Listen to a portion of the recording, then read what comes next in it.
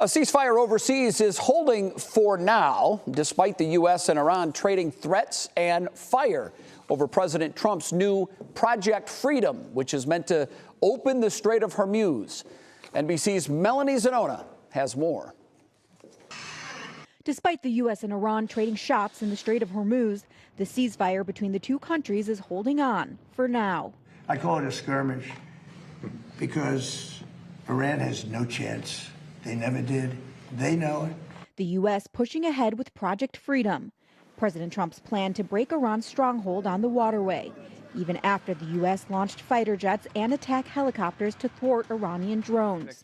Though the chairman of the Joint Chiefs says it doesn't violate the tenuous truce. They've attacked U.S. forces more than 10 times, all below the threshold of restarting major combat operations at this point. This is not an offensive operation. This is a defensive operation. And what that means is very simple.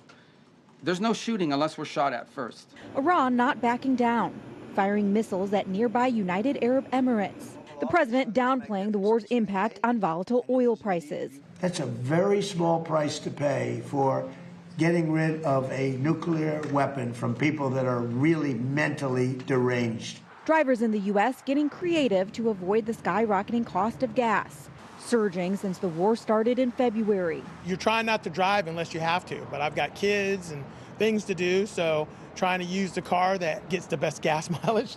I was paying $20, now I gotta pay $40 or even $100 just to get on full. No, only $20. You're not gonna fill up. I know. Why? Have you seen gas prices? The average price for a gallon now $4.48. That's up 30 cents in just 1 week, according to AAA. The higher cost starting to impact school districts. A dollar increase over that would be about an additional $36,000 to our annual budget, or about, I think it'd be about $4,000 per month. The president accuses Iran of playing games, telling reporters today that his private conversation with Iranian leaders differ from what those officials say publicly.